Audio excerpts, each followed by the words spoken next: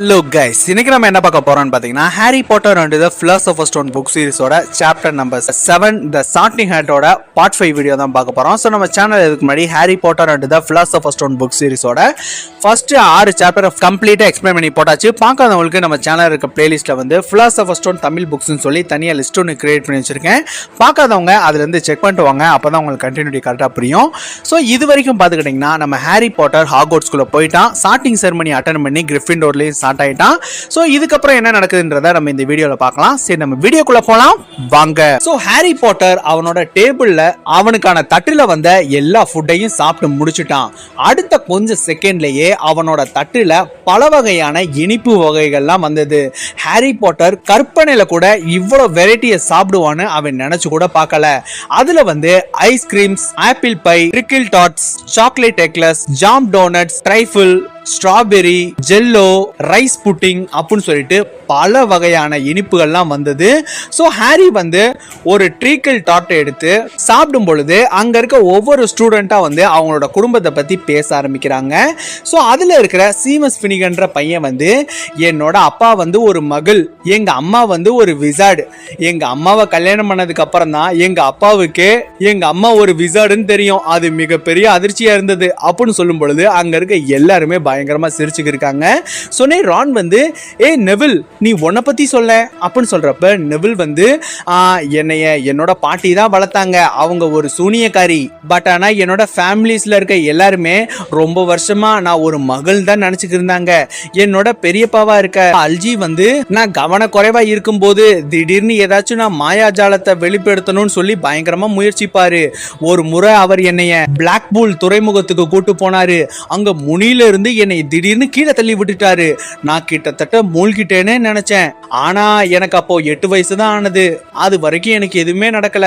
ஒரு முறை என்னோட பெரியப்பா அல்ஜி வந்து நைட்டு டின்னர் சாப்பிட்றதுக்காக எங்க வீட்டுக்கு வந்தாரு. திடீர்னு என்ன மாடிக்கு கூட்டிட்டு போய் மாடி ஜன்னல்ல இருந்து என்ன திடீர்னு கீழே தள்ளி விட்டுட்டாரு. பட் ஆனா அந்த சமயத்துல தான் என்னோட பெரியம்மா எனிட் வந்து ஒரு மெரிங் ஸ்வீட்டையும் கொண்டு வந்திருந்தாங்க. பட் ஆனா நான் கீழே விழுகவே இல்லை, அதுக்கு பதிலா நான் துள்ளி குதிச்சுக்கு இருந்தேன். அப்படியே அந்த தோட்டத்துல நான் ரொம்ப மெதுவா வந்து இறங்கினேன். அதை பார்த்ததும் என்னோட ஃபேமிலிஸ் எல்லாரும் பயங்கரமா சந்தோஷமானாங்க. என்னோட பாட்டிலாம் அழுதுகிட்டு அவ்வளவு சந்தோஷத்துல குதிச்சுக்கு இருந்தாங்க. அது போக நான் இந்த ஹாக்வர்ட்ஸுக்கு வரும்பொழுது ஹாக்வர்ட்ஸ் எக்ஸ்பிரஸ்ல என்னோட பாட்டியோட முகத்தை நீ பார்த்திருக்கணுமே, அவ்வளவு சந்தோஷமா இருந்தது. அதே மாதிரி என்னோட பெரியப்பா அல்ஜிக்கும் நான் ஹாக்வர்ட்ஸ் வந்தது ஒரு மிகப்பெரிய சந்தோஷமா தான் இருந்தது. அவர் தான் எனக்கு அந்த தேரையை வாங்கி கொடுத்தாரு, நான் கூட தொலைச்சேனே அப்படின்னு சொல்றப்ப ஹாரி பாட்டருக்கு மறு சைடு இருக்க பெர்சி வீஸ்லியும் நம்ம ஹெர்மைனியும் பாடங்கள் பத்தின விஷயங்களை பத்தி பேசிக்க இருக்கிறது தெரியுது. சொன்னே ஹெர்மைனி வந்து இந்த பாடங்கள்லாம் சீக்கிரம் ஆரம்பிச்சாங்கன்னா ரொம்ப சந்தோஷமா இருக்கும் அப்படின்னு சொல்லிட்டு பேசிக்க இருக்கான். அது மட்டும் இல்லாம குறிப்பா இந்த டிரான்ஸ்பிகரேஷன் எனக்கு ரொம்ப பிடிச்ச சப்ஜெக்ட்ல ஒன்னா இருக்கு. அதாவது ஒவ்வொரு பொருளையும் நம்மளுக்கு பிடிச்ச மாதிரி மாத்துறது உண்மையிலே ஒரு அற்புதமான மேஜிக் தான். பட் ஆனா அது கொஞ்சம் கஷ்டமா இருக்கும் தான் எல்லாரும் பேசிக்கிறாங்க அப்படின்னு சொல்றப்ப பெர்சி வந்து ஆமா அது கொஞ்சம் கஷ்டம் தான், பட் ஆனா நீ ஸ்டார்டிங்ல வந்து ஒரு தீக்குச்சியை ஒரு ஊசியா மாத்துறது அந்த மாதிரி சின்ன சின்னதா நீ ஆரம்பிச்சனா உனக்கு அது பெர்ஃபெக்ட்டா வரும் ஹெர்மைனி அப்படின்னு சொல்லிட்டு பெர்சி சொல்லிக்க இருக்கான். சோ ஒரு சைடு பாத்துக்கிட்டீங்கன்னா எல்லா மாணவர்களோட உடம்பும் வந்து நல்ல கதகதப்பாயிடுது. சோ எல்லாரோட முகத்திலையும் தூக்க கலக்கம் இருக்கிறது நல்லாவே தெரியுது.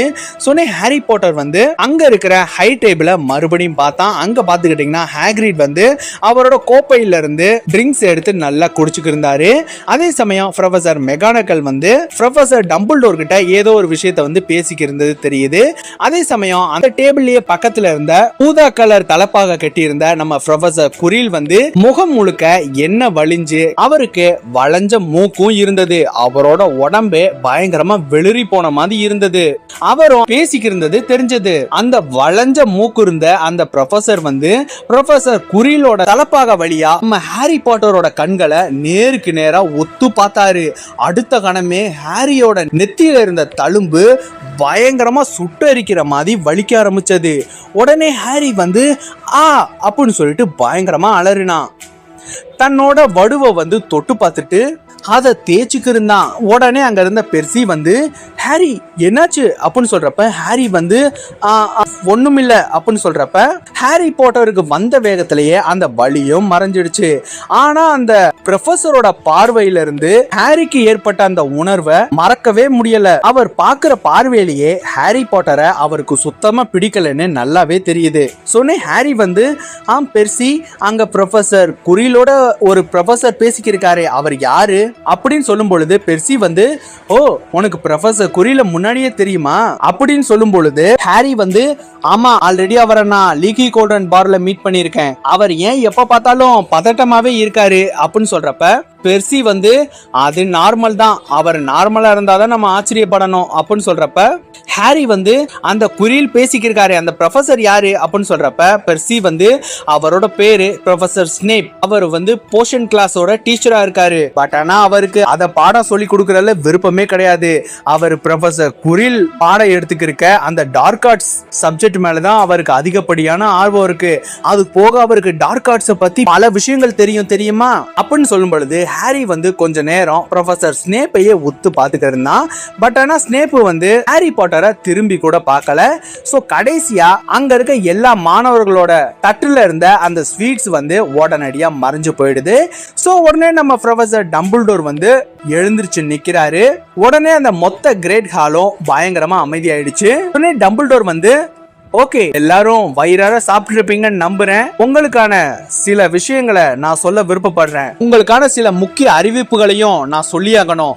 ஃபர்ஸ்ட் இயர் ஸ்டூடெண்ட் ஒரு விஷயத்த உங்களோட கவனத்துல நீங்க வச்சுக்கணும். இந்த பள்ளி வளாகத்துக்குள்ள இருக்க அந்த காட்டு பகுதிக்குள்ள மாணவர்கள் போறதுக்கு தடை செய்யப்பட்டிருக்கு. நம்ம ஹாக்வர்ட்ஸோட மூத்த மாணவர்களும் இத உங்களோட நினைவுல வச்சுக்கிறது ரொம்ப நல்லது அப்படின்னு சொல்லிட்டு நம்ம டம்பிள்டோரோட கண்கள் வந்து அங்க உட்கார்ந்துட்டு இருக்க நம்ம வீஸ்லி ட்வின்ஸா இருக்க ஃப்ரெட் அண்ட் ஜார்ஜை நோக்கி போகுது. சொன்னே டம்பிள்டோர் வந்து அதுக்கப்புறம் நம்ம ஹாக்வர்ட்ஸோட கேர்டேக்கரா இருக்க மிஸ்டர் ஃபில்ச் என்கிட்ட ஒரு விஷயத்தையும் சொல்லியிருக்காரு.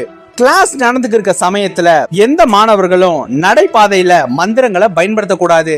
அது போக இந்த வருஷத்தோட 2வது வாரத்துல குவிட்டிச் விளையாட்டுக்கான தேர்வு போட்டிகள் வந்து நடக்க போகுது. உங்களோட ஹவுஸ் அணிகளுக்காக விளையாட விருப்பம் உள்ள ஸ்டூடெண்ட் வந்து மேடம் ஹூச்ச வந்து தொடர்பு கொள்ளலாம். கடைசியா ஒரு முக்கியமான விஷயத்த சொல்ல போறேன். மிக கொடூரமான முறையில சாகிறதுக்கு யாராச்சும் விருப்பப்பட்டீங்கன்னா இந்த ஹாக்வர்ட்ஸோட 3வது மாடியோட வலது புறத்துல இருக்க நடபாதைக்கு செல்லலாம். ஏன்னா அங்க போனீங்கன்னா உங்களுக்கு மரணம் நிச்சயம் அப்படின்னு சொல்றப்ப ஹாரி வந்து பயங்கரமா சிரிக்கிறான். பட் ஆனா அந்த கூட்டத்திலே சிரிச்ச வெகு சிலர்ல நம்ம ஹாரி பாட்டரும் ஒரு ஆள்னு இப்பதான் ஹாரி பாட்டருக்கே புரியுது. சோ இதுல இருந்தே டம்பிள்டோர் கண்டிப்பா இந்த விஷயத்தை விளையாட்டா சொல்லலன்றது மட்டும் ஹாரிக்கு நல்லாவே தெரிஞ்சது. உடனே பெர்சி வந்து ஹாரி சிரிக்காத, டம்பிள்டோர் இது விளையாட்டா சொல்லல, அவர் சீரியஸா தான் சொல்றாரு, யாருமே அந்த 3வது மாடி காரிடோருக்கு போகவே மாட்டாங்க. பட் ஆனா ஹாரிக்கு இந்த விஷயம் ஒரு விசித்திரமாவே இருந்துச்சு. ஏன்னா காட்டுக்குள்ள போக கூடாதுன்னு சொன்னாங்கன்னா அங்க வந்து பயங்கரமான விலங்குகள் இருக்கும், அதனால ஆபத்து ஏற்படும்.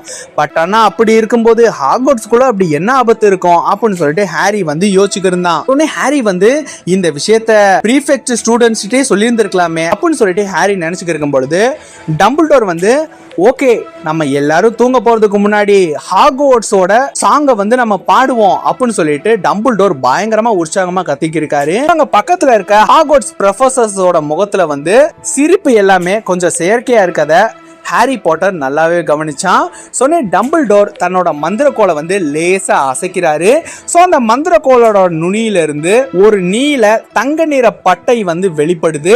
சோ அது பாத்துக்கிட்டீங்கன்னா அங்க இருக்க மேஜைகளுக்கு மேல உயர்ந்து பாம்பு மாதிரி வளைஞ்சு நெளிஞ்சு வார்த்தைகளா வருது. சொன்னே டம்பிள்டோர் வந்து உங்க எல்லாருக்கும் பிடிச்ச ஒரு மெட்டை தேர்ந்தெடுங்க அப்படின்னு சொல்லும் பொழுது டம்பிள்டோர் வந்து ஓகே நம்ம பாட தொடங்கலாம் அப்படின்னு சொல்லிக்கிருக்கு. அந்த இடத்துல பாத்துக்கிட்டீங்கன்னா இந்த வீடியோ வந்து நம்ம ஸ்டாப் பண்ணிக்கலாம். ஸோ பேலன்ஸை நம்ம நெக்ஸ்ட் வீடியோல பார்க்கலாம். ஸோ இந்த வீடியோ வந்து உங்களுக்கு பிடிச்சிருக்கு நம்புறேன். இந்த வீடியோ உங்களுக்கு பிடிச்சிருந்துச்சுன்னா லைக் பண்ணுங்க, ஷேர் பண்ணுங்க, கமெண்ட் பண்ணுங்க. மறக்காம ராஜு ரஞ்சு வாய்ஸ்ன்ற சேனலுக்கு சப்ஸ்கிரைப் பண்ணுங்க. பாய், தேங்க்யூ.